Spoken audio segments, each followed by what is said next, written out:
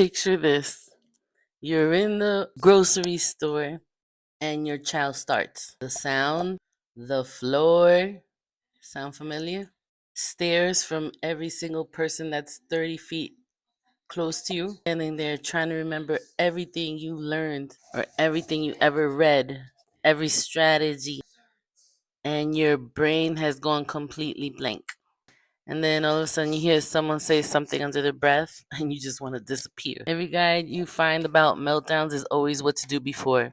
Well, this is the one that's going to tell you what to do during the actual meltdown. Nurse C, registered nurse with 20 plus years experience as a pediatric nurse, emergency room care nurse, and I currently work as a bilingual case manager for an insurance company. And I'm also a special needs mom. I'm a beautiful 23-year-old special needs daughter with that's blind, developmental delays, and autism. I have been that mom in the grocery store, and I know what it feels like when the knowledge and the reality are two completely different things. Today, I'll give you both the clinical truth and the real version, the real life version. Even after 20 years or plus, me knowing my daughter, I know exactly how to handle her for the most part. But even like that, she still surprises me, and they will surprise you too. So be prepared. One day, I was with Alana. We were at Stop and Shop, and we were walking around in the supermarket. Very big, long aisles. And something was starting to feel off with her. Something was triggering her, and mildly, I was able to handle it and we kept moving on. But that was my mistake. We kept going on, and she was trying to warn me. But no, Nurse Z wants to be like, yeah, let's go. We can finish this errand. Let's keep going. And what happened? She started having the full breakdown, meltdown in Stop and Shop. And there was no stopping it. What triggered her to have that meltdown that day?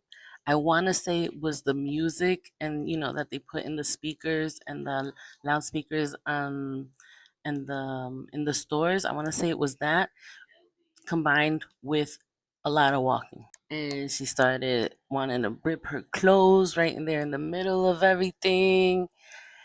And I tried to, de-escalate, but by that time, it's hard. You can't, once they're in that mode, in that full meltdown mode, there's no going back.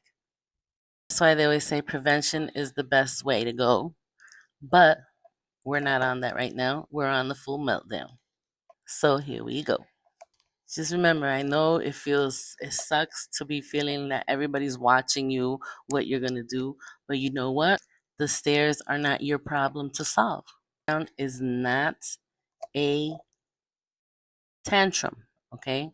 A tantrum is goal oriented. A child can stop it if they want to, and if the want is addressed. Meltdown, on the other hand, is a complete whole neurological event that covers the prefrontal cortex of your brain that's responsible for logic, language, and impulse. Control has gone offline.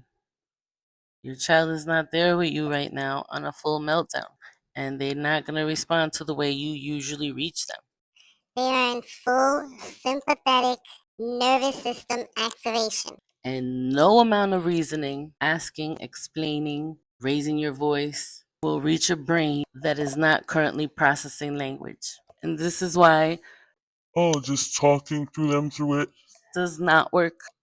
And a nervous system that's already under threat does not de escalate when you add more threat. It just escalates every single time. So your step one is always going to be safety first. Is your child safe? Is everyone around them safe? If yes, stay close to them and do nothing else. Don't try to fix anything. Don't try to explain anything. Don't try to manage the audience. Your calm body that's next to their dysregulated body is already the most important thing that you can do. Step two, lower everything. Your voice goes to a near whisper, body down to their level. Remove any extra stimulation if you can.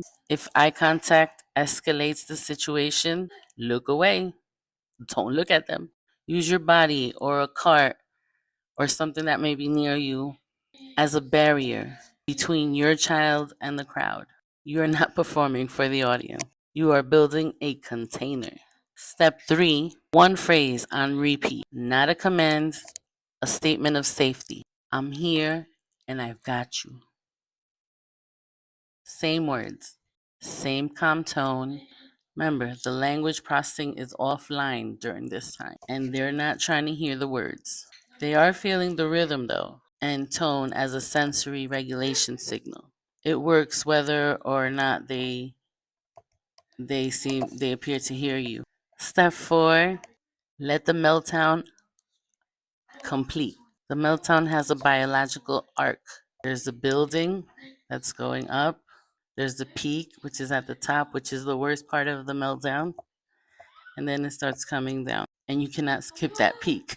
You can shorten it with co-regulation, but the peak will pass. What comes after is the quiet, the reaching for you, the stillness. That is the window. And you offer sensory input, quiet space, not words yet, not a conversation yet, just presence. Step 5, the conversation that you want to have with them comes later. Not in the car, not at dinner, the next day when the nervous system has completely fully reset and the prefrontal cortex is back online. Remember, the meltdown times is not a teaching time. It's not a teaching moment. It is a survival moment. The teaching comes after. Most people that are staring, they're just like alarms and they're not really usually judging anybody. Staring is what their nervous system defaulted them to do. For those, their opinion of you parenting doesn't matter. It's not data, it's not noise. You don't owe anyone in that grocery store an explanation or an apology for your child's neurology. If someone offers to help you, politely decline. Thank you, we're okay. I got this. If someone says something critical, my child has a neurological condition, we're doing exactly what we need to do, thank you, then just look back at your child and be like, you don't owe them more than that ever. There's 5 steps. There's the safety, make sure everyone's safe, lower everything, volume, remove any stimulation. Then you got the one phrase on repeat, I got you. Let them finish their meltdown. And conversation comes later, not a teaching moment. And the strangers, well, their opinion is not data, so bye. So after that all goes down, a great time, a great thing to do with them at that point, since everything is being in the calm, no talking, not too much eye contact, but you're still presently there with them, is to do and use the sensory craft library that I have for you guys. It has 50 therapeutic activities and it breaks it down into all the sensory inputs that your child may need, and you can pick the ones that are most appropriate for them. It's in the link down below, and the link is down below. Remember, I also have the ebook on managing challenging behaviors, the ER prep card, and the medical denial letter, all linked down below. If this video helped you at all, share it with one other parent who really needs it. That parent might be lying awake at night, replaying the whole meltdown in the stop and shop. They didn't fail, they survived. And now they have a different framework for next time. Make sure you subscribe. Got new information every week.